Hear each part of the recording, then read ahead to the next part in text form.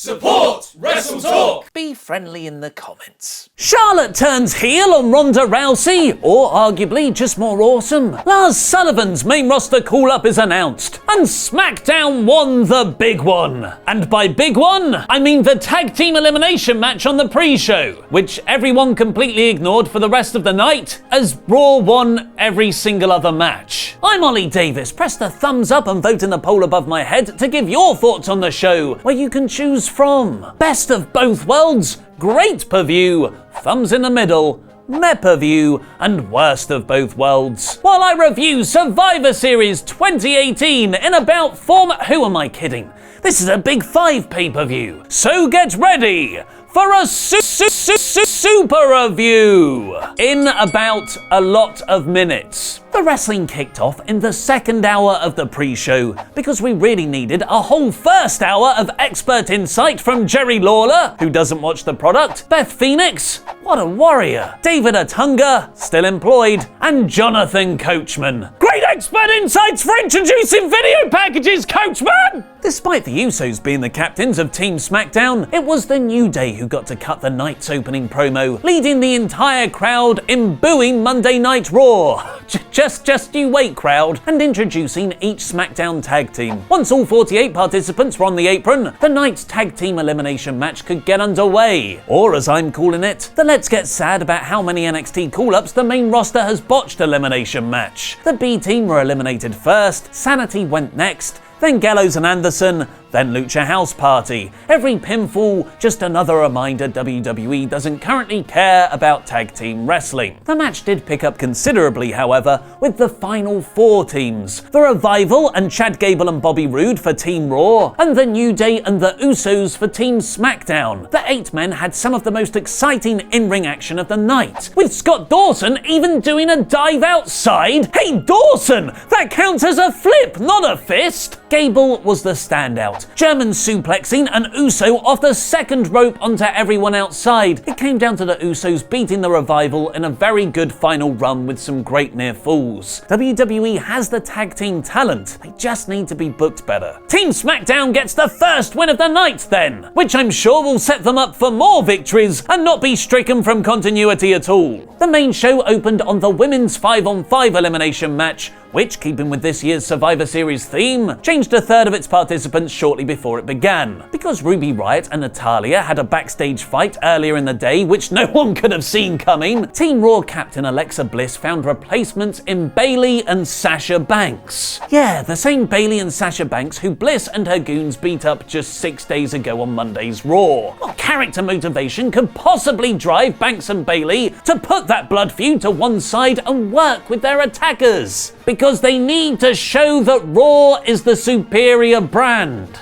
Those counseling sessions worked too well. Meanwhile, backstage with Team SmackDown, Naomi revealed their 5th mystery team member will be R-Truth, who brilliantly walked in and started celebrating. With R-Truth sadly not qualifying as a woman, which is hate speech, Naomi made the much more disappointing revelation of Mandy Rose as the 5th member. Rose continued her Absolution split storyline with Sonya Deville, blind tagging herself in to steal Sonya's pin on Mickie James. Elsewhere, Naomi and Tamina were eliminated very early on. Carmella was taken out by a belly to Bayley, Banks made Mandy tap in the Banks statement, and Bayley and Deville, who had pretty good in-ring chemistry, both got eliminated with a double countout. But then the match's main story got involved. Nia Jax turning on Banks to get her eliminated, and then hitting a leg drop on Asuka to win for Team Raw and be the sole survivor. Jax got the most heat on the show from the get-go, with the crowd booing her furiously during her entrance and not letting up. WWE have gone with the emotional backlash against Nia for giving Becky a concussion on Monday and spoiling this show's most anticipated match, with Michael Cole even billing Jax as the face breaker. Yes, WWE are essentially rewarding someone here for a dangerous botch, but I believe they've got something. And if it all builds to getting babyface Becky over even more, with the good guy getting a moral victory in the end, I'm all for it. So 2 matches in and we're 1 apiece. Or are we? Because in the backstage segment next, Stephanie McMahon told Baron Corbin he needed a clean sweep for Raw tonight if he wanted to become the show's permanent general manager, despite SmackDown winning in the pre-show. The graphics from this point forth would never count SmackDown's forgotten win, lost in that mysterious out-of-continuity world that is the Kickoff dimension. Seth Rollins versus Shinsuke Nakamura was up next, which should have been great, but it never really went beyond, this is a solid Seth Rollins match. All the moves were there, with Seth kicking out the Kinshasa, dives, and Nakamura cosplaying as JD from Scrubs, but they never managed to create an emotional hook. And failing to build on their Raw storyline, there was no Dean Ambrose in sight. Instead, we got a former WWE Cruiserweight champion, Enzo Amore, in the second row. Oh, hi, Enzo! Seth won, making it 2-0 to Raw, but actually 2-1, and Charlie Caruso later told him he'd be defending his Intercontinental title against Ambrose at TLC. Both that announcement and the Rollins-Nakamura match were missed opportunities. The crowd were noticeably disinterested for AOP versus The Bar, which could be Amore getting thrown out by security, or because this was a heel versus heel dynamic that had little build and no one cared about. The 4 men did the best they could,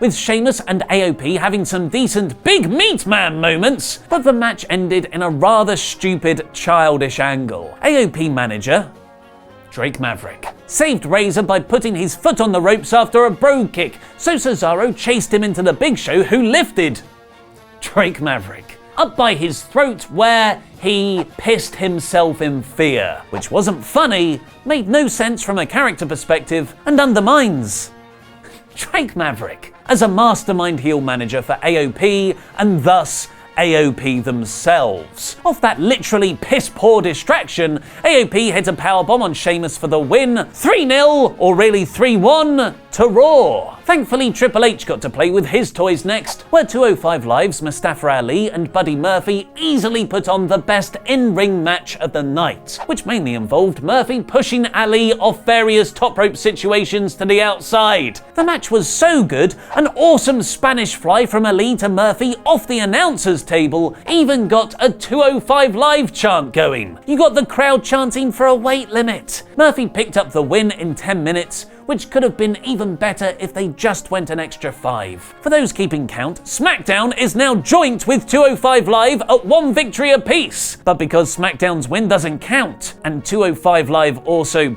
beat itself, Raw is still the only winner. The broadcast played a video package for Lars Sullivan next, revealing the Jack Kirby drawing come to life is coming soon to the main roster. NXT could only keep him hidden from Vince McMahon for so long. He was just too big. Of course Vince would see him eventually. After some more R-Truth hilarity backstage, where he managed to get into both the Raw and SmackDown pre-match pep talks, we got possibly the most frustrating part of the night: the men's 5-on-5 elimination bout. From Braun Strowman coming out to a noticeably quieter reaction to when he was super over several months ago, the stories and characters in this match felt rushed and underdeveloped, and the opening spot, Samoa Joe getting almost immediately eliminated by Drew McIntyre, got chants of bull S-word from the crowd. Carrying on that frustration, the next part had Dolph Ziggler and Shane McMahon recapturing their roundly condemned World Cup to determine the best in the world magic. Teammates Drew and Braun eventually brawled between themselves, which turned into Shane taking out Braun with a flying elbow off the top rope through the announcer's table. Finn Balor was eliminated next after a running wild hot tag and some great chemistry with Rey Mysterio, and then Shane hit a coast-to-coast on Dolph, but a second was cut off by an awesome Braun clothesline mid-air. Then it turned into Braun beating everyone, eliminating Jeff Hardy, then Rey, then Miz, and finally Shane. But I thought he was the best in the world. Baron Corbin then blindsided Strowman while he was celebrating and ran up the ramp, really positioning that storyline on Raw as far more important than anything on SmackDown. Team Raw gets its 4th win of the night, and SmackDown actually goes down -1. After a disappointing first 9 hours of Survivor Series, Charlotte vs Ronda Rousey began a really great final 2 matches. Despite everyone wanting Becky Lynch in this spot, Charlotte worked a terrific match with Rousey, Rousey, targeting Ronda's legs for the figure eight, while Rousey went for Charlotte's arm for an eventual armbar. A simple but very effective narrative, both wrestlers going after body parts. As is the way with all women's WWE wrestling this week, the action was given an extra element of realism when a stray elbow from Charlotte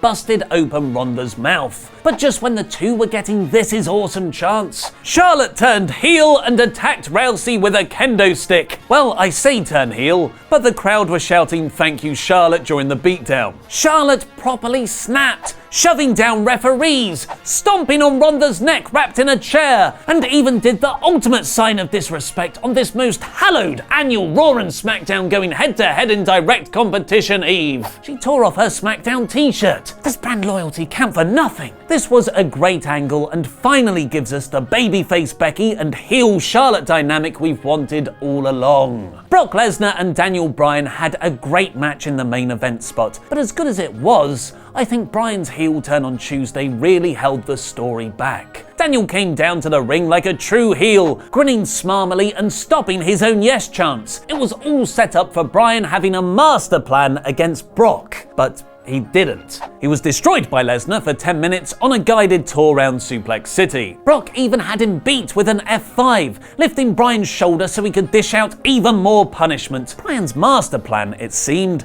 was to bide his time getting absolutely destroyed until the ref was accidentally knocked over by Brock, not him, so he could kick Lesnar in the dick. I didn't buy it. But the action from there was really engaging, with Brock perfectly selling his panic in the match's second yes lock, and the crowd coming alive after getting worked over for the first half. Ultimately, Lesnar won with an F5 because Raw wins, LOL, but Bryan looked strong in defeat. A very good match that could have been excellent if they had held off on Daniel's heel turn and gone with a traditional heel versus face dynamic. In true WWE style, it felt like most of Survivor Series was booked to frustrate their most dedicated fan base. There's a weird resentment there between the promotion and those who love it the most, and that goes both ways. The fan favorite SmackDown losing every main card match, Drake Maverick pissing his pants, Nia Jax calling herself the face breaker. There's only so much heel heat that average fan can take. We need a babyface we're behind to come out on top once in a while too. The last two matches were pretty good, but the rest of the card was deeply frustrating. And as always, this show was far too long. Survivor Series 2018